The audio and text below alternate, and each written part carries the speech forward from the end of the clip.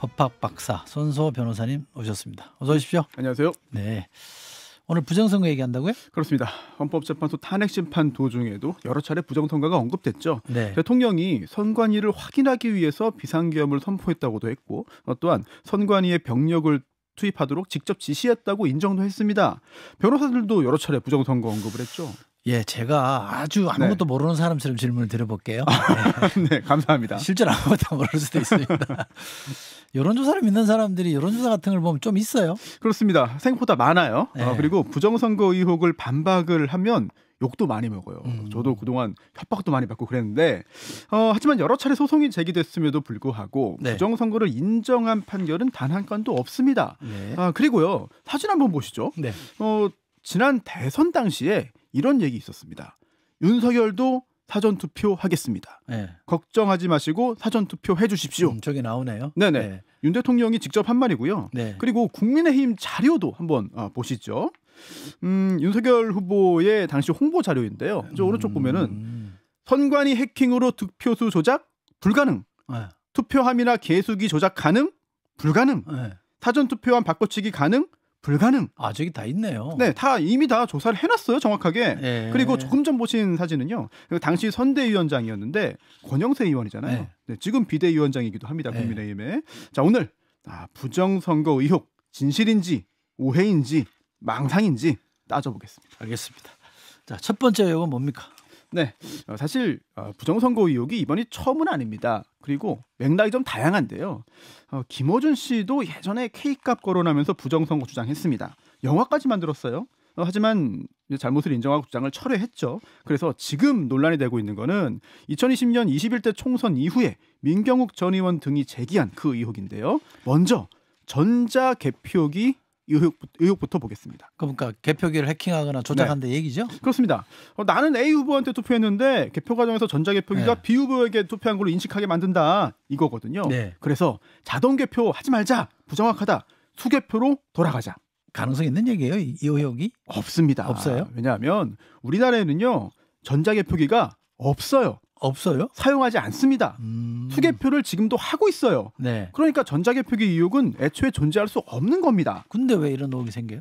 개표에 사용하는 두 가지 자동화 장치가 있기 때문에 오해를 부른 것 같은데요. 네. 먼저 투표지 분류기가 있습니다. 네. 근데 이게 누구한테 투표했는지 자동으로 이게 분류를 하는 거예요. 네. 나누는 겁니다. 이 도장이 어디에 찍혀 있냐 이걸 파악해가지고 나누는 장치인데요. 그런데 당연히 이게 마지막 단계가 아닙니다. 검표원이 직접 재확인해요. 그 다음에 개수기를 써가지고 장수를 셉니다. 이게 은행에서 돈 세는 거 이런 거죠. 그거는 돈에도 휘리릭 넘어가 버리잖아요. 네.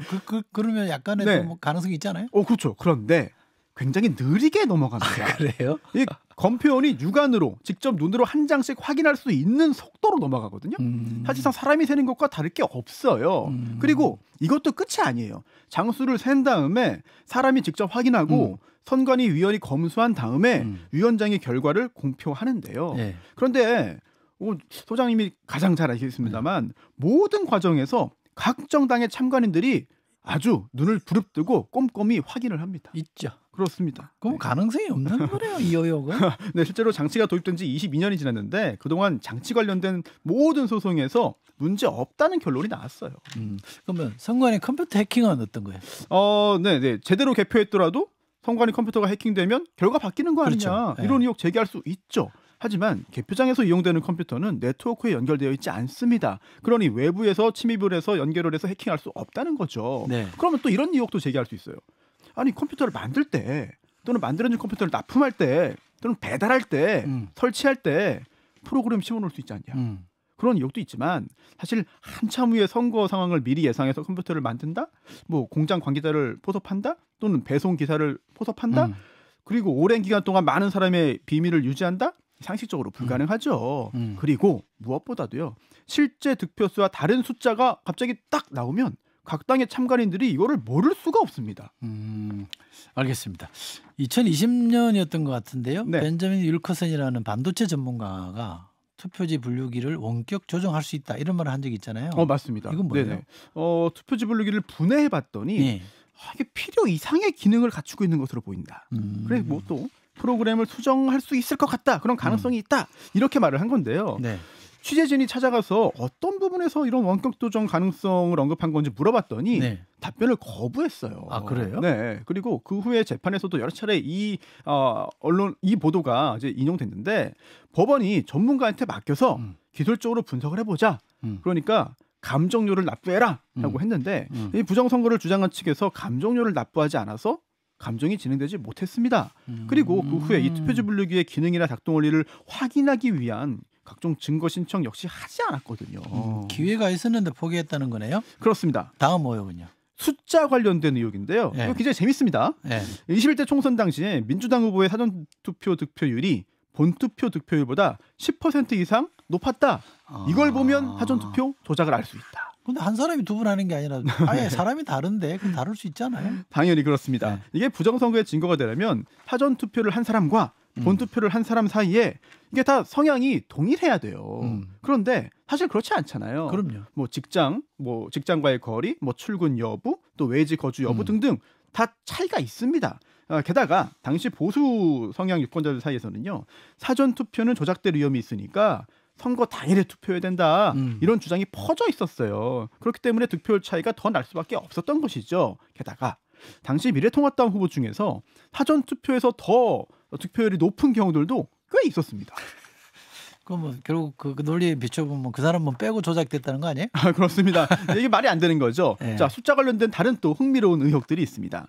비례대표 투표에서는 미래통합당의 위성정당이었던 미래한국당이 33.84%, 네. 또 더불어시민당이죠. 더불어민주당의 위성정당인데 33.35%, 네. 미래통합당이 이겼어요. 네. 그런데 지역구 투표에서는 상당히 큰 차이로 민주당이 이겼거든요. 네. 자, 이런 거 보면은 지역구 투표가 조작된 거다. 이거 어떻습니까? 네. 모르추하기도 힘드네. 네.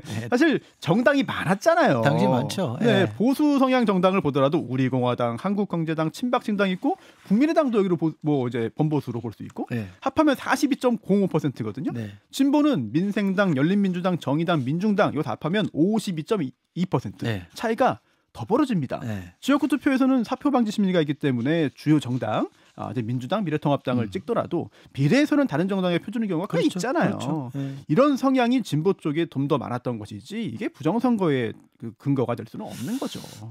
좀 재밌기도 한데요. 네. 숫자 주장 더 있어요? 더 재밌는 게 있습니다. 있어요? 6336, 그건 뭐예요? 63대 36. 네. 숫자가 이제 좀 겹치기도 하고 재밌죠. 네. 6336 음모론인데요. 네. 수도권 서울, 경기, 인천에서 민주당 후보와 미래통합당 후보의 사전투표 득표율이 63대 36이다.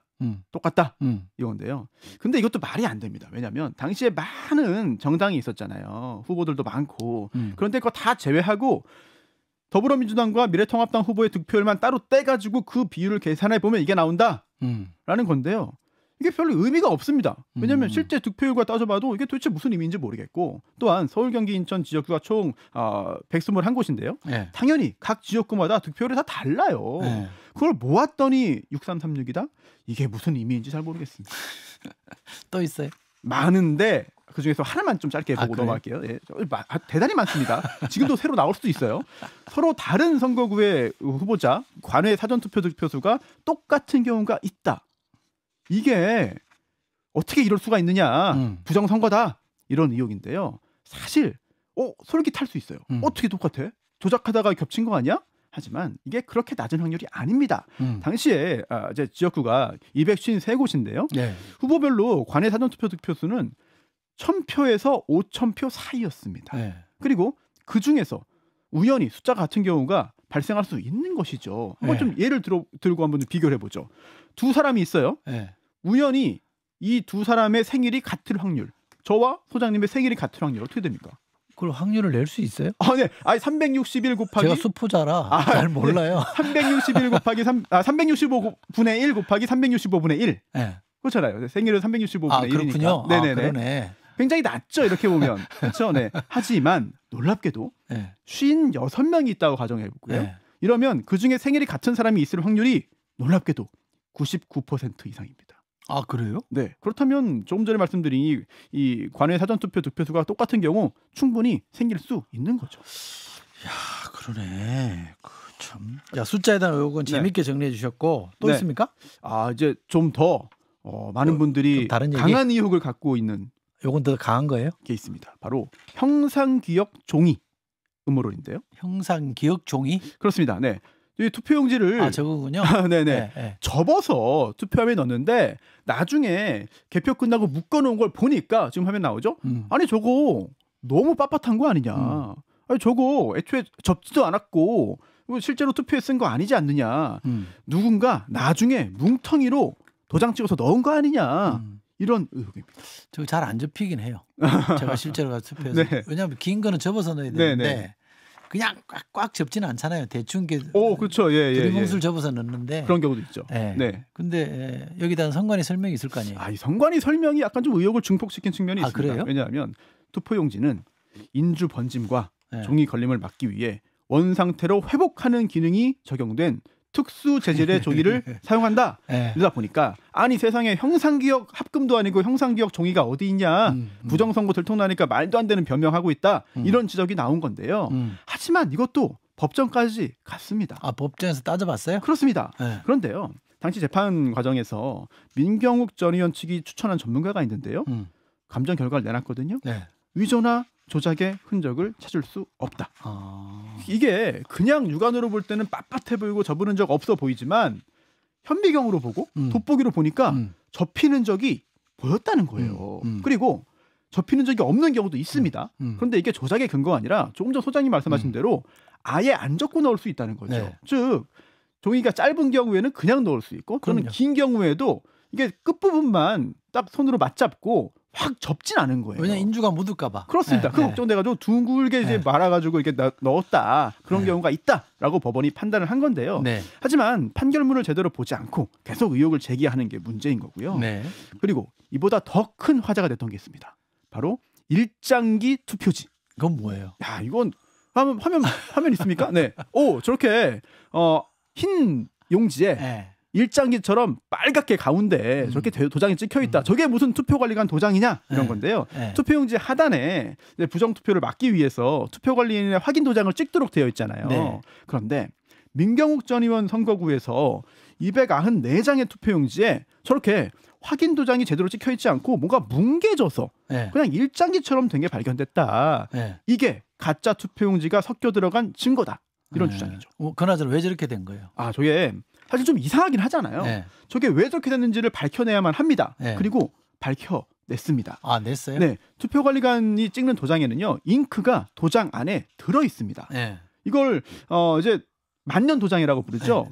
따로 뭐 인주나 도장을 찍지 않고 빠르게 바로바로 찍을 수 있도록 하는 건데 변호사들도 이런 도장 많이 사용하고 저도 항상 갖고 다니거든요. 그런데 사실 이게 잉크가 뭐 새거나 아니면 이게 들어있는 줄 모르고 묻혀가지고 찍으면 저렇게 되는 경우가 있는데 사실 만년 도장이라고 하니까 우리가 착각하기 쉽습니다만 만년 도장 아니에요. 실제로는 잉크를 다 쓰면 안 찍힙니다. 그게 당연한 거 아니에요? 당연하죠. 그리고 결정적으로 그런 상황에서 당시 아르바이트생이 법원에 자필 진술서를 써서 냈어요. 많이 찍어서 내부 잉크가 다 떨어지면 적색 스탬프를 묻혀서 찍으라는 지시를 받았다. 그래서 그런 지시를 받아가지고 그대로 했더니 저런 모양이 나온 거다. 제가 찍은 게 맞습니다. 라는 진술서를 냈습니다. 그러면 저렇게 찍으면 무효표인데? 맞습니다. 실제로 그래서 그 294장의 무효표가 생긴 거예요. 하지만 그게 전부 유효라고 가정하더라도 당락에 영향을 안 준다. 순위에도 영향을 주지 않았다. 그리고 이게 부정선거라고는 할 수 없어요. 이게 선거관리 부실이긴 합니다. 그렇잖아요. 그리고 선관위가 반성하고 개선해야 될 부분 대단히 많습니다. 하지만 그렇다 하더라도 이거를 부정선거, 누군가 선거 결과를 조작했다, 개입했다라고 할 수는 없는 거거든요. 그 밖에도 투표용지 색깔이 다르다, 인쇄된 투표용지 좌우 여백이 다르다, 2장, 3장 묻어있다, 붙어있다, 다양한 의혹이 있었지만 전부 다 투표장에서 발생할 수 있는 일로 확인이 됐고요. 여러 건의 재판이 있었지만 투개표에서 부정선거가 확인된 거는 단 한 건도 없습니다. 대통령 탄핵 심판에도 부정선거론이 나왔는데 영향을 줄까요? 영향을 줄 수 없습니다. 대통령이 이제 부정선거 의혹을 계속 제기하면서도 정작 부정선거를 보여주는 증거는 제출하지 못했는데요. 만약 있었다면은 제출했어야 합니다. 즉 가장 효과적인 시기였어요. 전 국민이 지켜보고요. 여과 없이 생중계는 아니지만 영상이 그대로 공개됐고요. 또한 변호사들이 해당 증거를 제시하면서 법적인 설명까지 충분히 할 수 있었습니다. 하지만 내놓은 게 없어요. 네. 그리고 또 아무리 대통령이 부정선거를 의심했다고 하더라도 선관위에 병력을 보낼 합법적인 사유는 아닙니다. 네. 될 수 없습니다. 지성을 갖추고 있다면 근거 없는 부정선거 음모론에 휩쓸리지 않을 겁니다. 예, 담정선소의 결론입니다. 부정선거의 증거는 없다. 설명 잘 들으셨죠? 부정선거 믿으시면 안 됩니다. 자, 지금까지 손수호 변호사였습니다. 고맙습니다. 네, 감사합니다. 김현정의 뉴스쇼는 시청자 여러분의 참여를 기다립니다. 구독과 좋아요, 댓글 잊지 않으셨죠? 알림 설정을 해두시면 평일 아침 7시 10분 실시간 라이브도 참여하실 수 있습니다.